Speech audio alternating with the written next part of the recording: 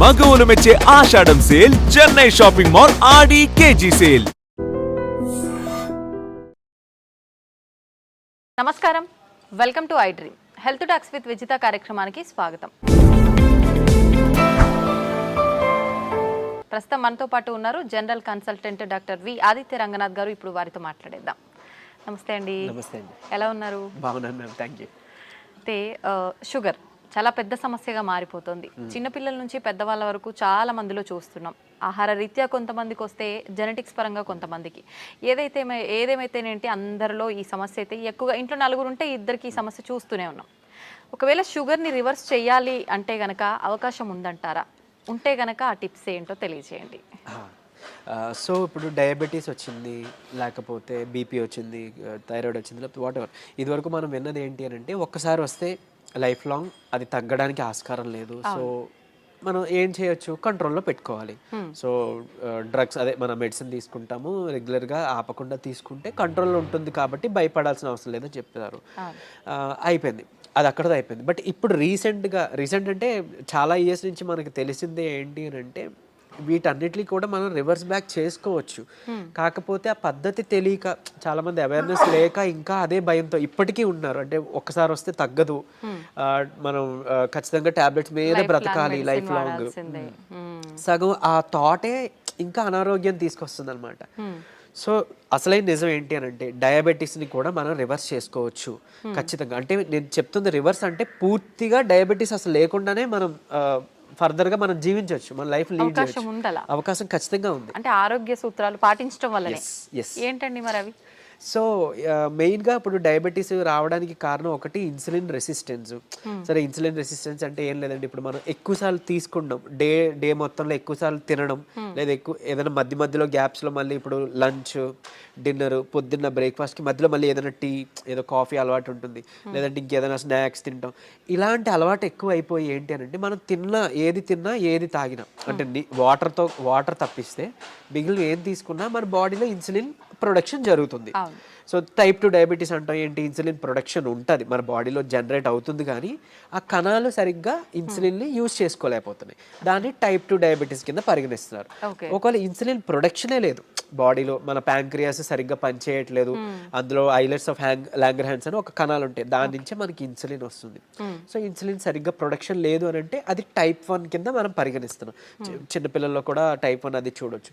So ఇప్పుడు insulin production జరిగి మనం తిన్న ప్రతిసారి మన గ్లూకోజ్ లెవెల్స్ ఏదైతే ఉందో అది మేనేజ్ చేయడానికి ఇన్సులిన్ ప్రొడక్షన్ జరిగి, అంటే స్పైక్ అయ్యి అది కంట్రోల్ తీసుకొచ్చి మళ్ళీ అది ఇన్సులిన్ తగ్గి ఆ స్పైక్ తగ్గి మళ్ళీ మనం తింటున్నాం, మళ్ళీ పెరుగుతుంది కదా. ఇలా అస్తమాను పెరిగి తగ్గడం వల్ల మన బాడీ అలవాటు పడిపోతుంది ఆ సెట్ అయిన ఇన్సులిన్ లెవెల్కి.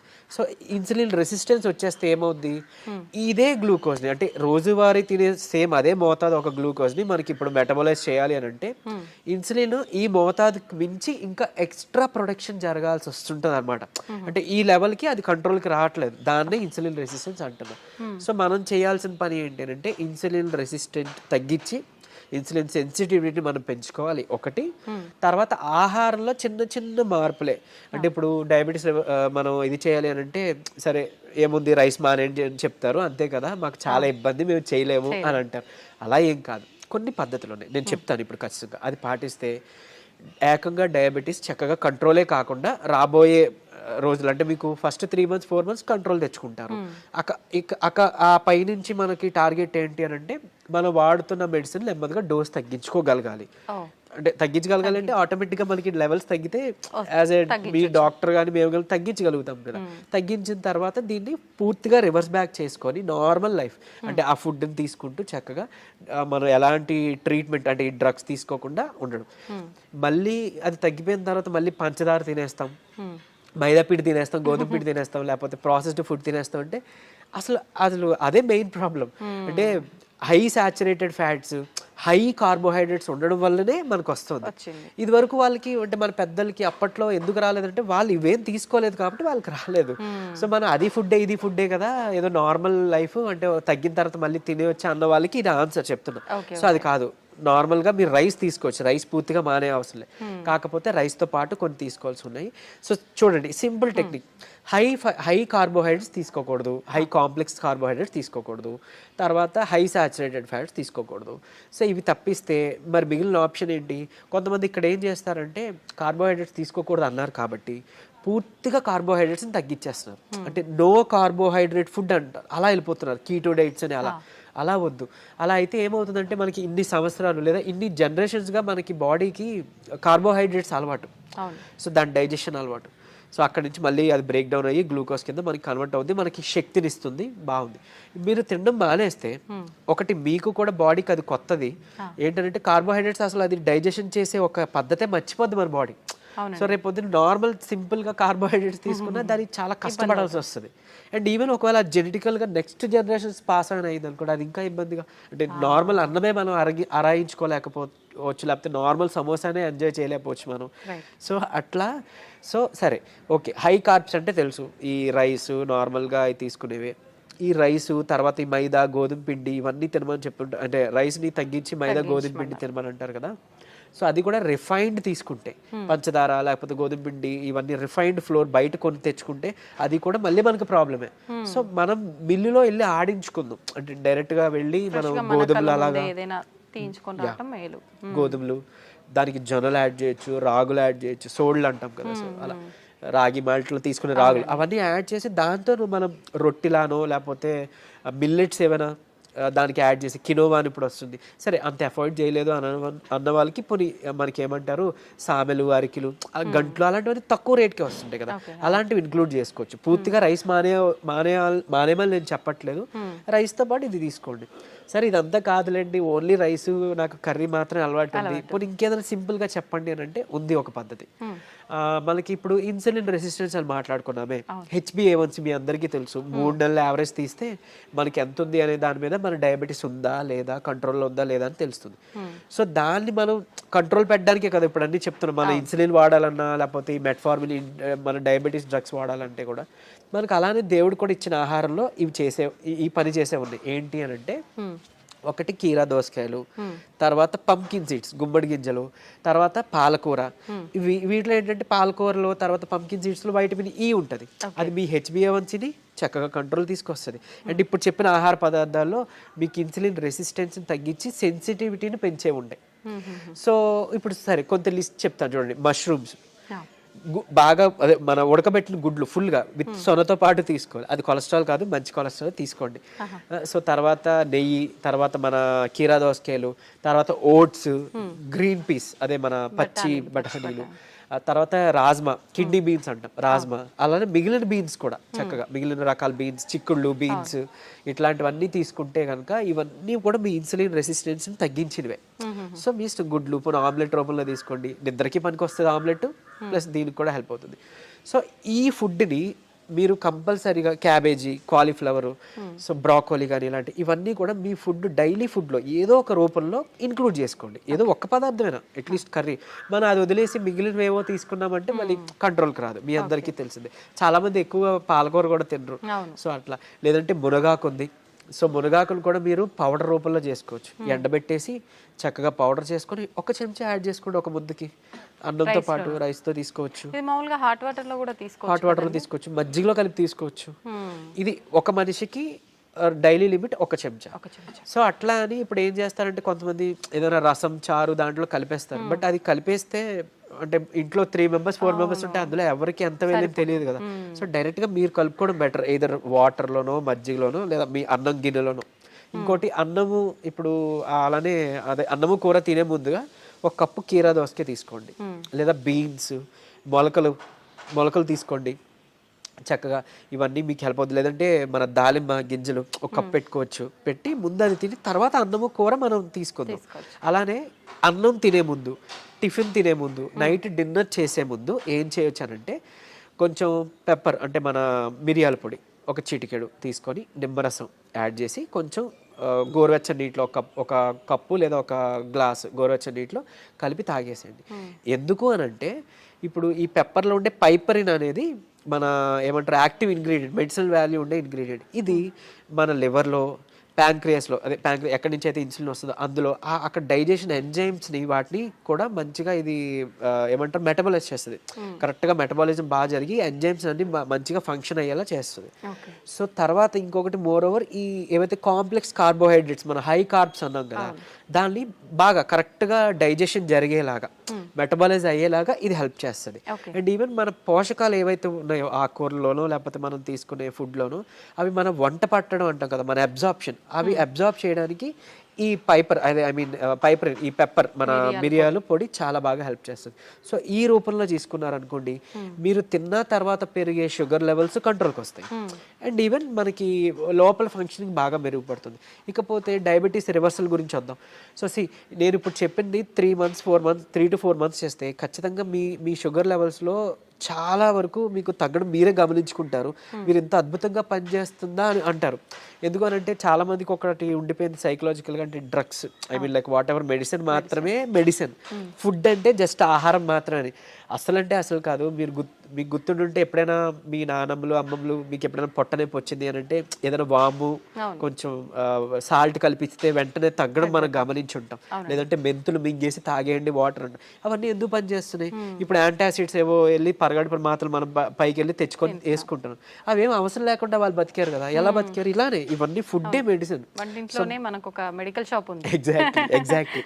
మనకి ఏదైనా అనారోగ్యం వస్తుంటే మెడికల్ షాప్ కి మనం బయటకు వెళ్ళవద్దు, మన కిచెన్ లోకి వెళ్ళాలన్నమాట. యాక్చువల్గా పోపుల డబ్బాలే మనకి డ్రగ్ ఇది అన్నట్లు, స్టోర్ అన్నట్టు. సో ఖచ్చితంగా ఇది వర్క్ అవుతుంది.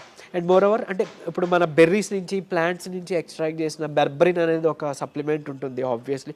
సరే అది అందరూ వాడాల్సిన అవసరం లేదు కానీ ఒక బూస్టప్ కింద పనికి వస్తుంది. అంటే ఎలా అయితే మనకి డయాబెటీస్ని మనకి తగ్గించడానికి మెట్ఫార్మిన్ అనే ఒక మెడిసిన్ తీసుకుంటున్నాము, సేమ్ ఇది కూడా అదే పని చేస్తుంది. కానీ బట్ మెట్ఫార్మిన్తో వచ్చే వైటమిన్ B12 డెఫిషియన్సీ ఇందులో లేదు, ఈ బెర్బరిన్లో లేదు. సరే ఓకే, అవైలబుల్ ఉన్న వాళ్ళు వాడుకుంటారు, అందరూ ఇది వాడాలని రూల్ లేదు. కానీ బట్ ఈ సింపుల్ టిప్స్ పాటించండి, ఇది ఒకటి. తర్వాత ఖచ్చితంగా ఒక 5 minutes వాకింగ్ ఉంటే చాలు. 5 minutes వాకింగ్ అంటే తిన్న తర్వాత ఒక 10 నిమిషాలలో 5 minutes వాకింగ్ చేస్తే చాలు. మీ ఆఫీస్ ఏరియా, మీ బెడ్రూమ్, మీ హాల్ ఎక్కడైనా ఆయాసం రావాలి, చెమటలు పట్టాలి, ఇట్లానే వాకింగ్ చేస్తేనే మనకి వర్కౌట్ అయినట్టు అని అస్సలు కాదు. బాడీ మూమెంట్ ఉండాలి. సో అది చేసుకుంటే చాలు, డయాబెటీస్ మనకి తగ్గుతుంది. రివర్స్కి చెప్పుకున్న ఇందాక ఇంగ్రీడియంట్స్ ఉన్నాయి కదా, పంకిన్ సీడ్స్ అవ్వచ్చు, మన HbA1c కంట్రోల్ చేసి ఇన్సులిన్ సెన్సిటివిటీ పెంచేవి, ఇవి మీరు చేసుకుంటే 3 to 4 months ఖచ్చితంగా రివర్స్ అయిపోతుంది. ఇప్పుడు చాలా మంది మనం చూస్తూ ఉంటామండి, జామకాయ ఆకులు, లేత చిగుర్లు అని చెప్పి, లేదు అంటే తిప్పతీగ అని చెప్పి, ఇలాంటి కొన్ని ఆకులతో వేణిల్లో వేసి మరిగించిన వాటర్ తాగుతుంటారు షుగర్ ఉన్న వాళ్ళు. ఇది వర్క్ అవుతుంది అంటారా? యాక్చువల్గా ఇప్పుడు జామాకులు ఉన్నాయి కదా, లేత తీసుకొని ఒక 4 ఆకులు మనం వేడి నీటిలో వేసి మరిగించి కషాయంలా తీసుకొని ఉదయం సాయంత్రం లేదా ఒక పూట అట్లీస్ట్ పరగడుపునైనా కానీ తాగితే కనుక అమోఘంగా ఆ రోజే పెరిగిన షుగర్ లెవెల్స్ తగ్గిపోయాయి.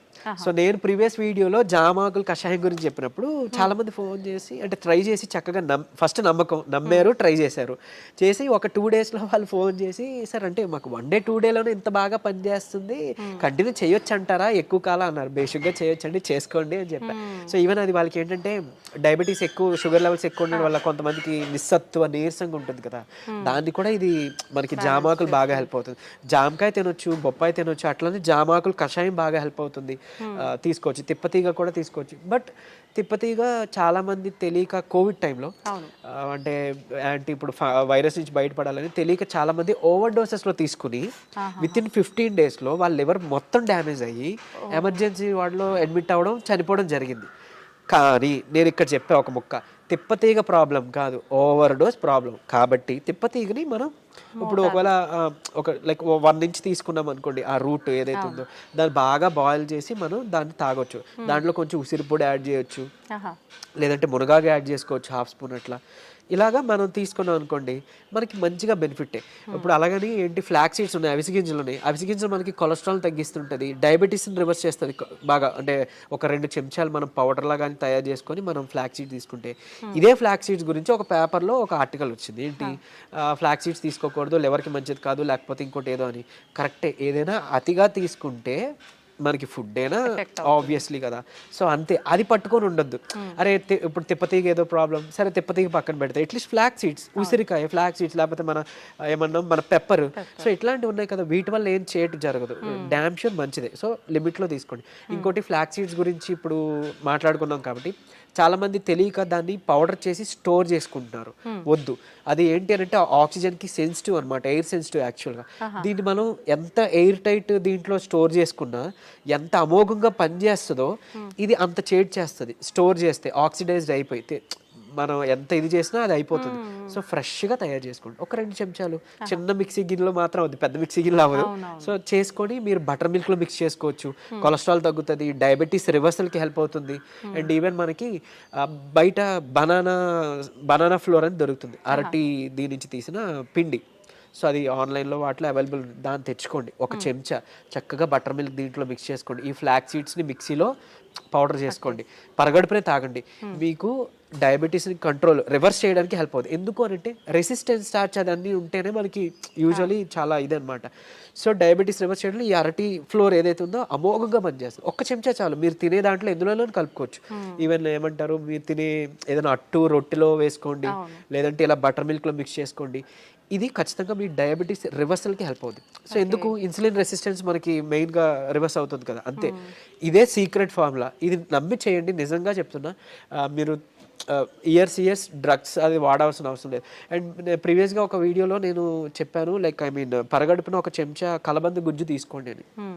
అది నేను ఎక్కడో మెడికల్ క్యాంప్కి వెళ్ళినప్పుడు ఒక ఆవిడ నా వీడియో చూశారంట, ఆవిడ కంట్రోల్ అయింది. సో మీరు ఇదివరకు వాడేవారు కదండి ట్యాబ్లెట్, ఈ నెల చాలా వరకు తగ్గింది. ఏం చేశారంటే, మీ వీడియో చూసాను సార్, యాక్చువల్గా కలబంద గుజ్జు చెప్పారు, పరగడుపును తీసుకోవడం మొదలు పెట్టాను, నాకు ట్యాబ్లెట్ తగ్గిపోయింది, సగానికి సగం డోస్ తగ్గిపోయింది. And with in next 2nd or 3rd మంత్లో ఆవిడకి పూర్తిగా నేను ఆపేశాను, ట్యాబ్లెట్ తీసుకోవాల్సిన అవసరం లేదు, ఆవిడకి డౌన్ అయిపోతుంది.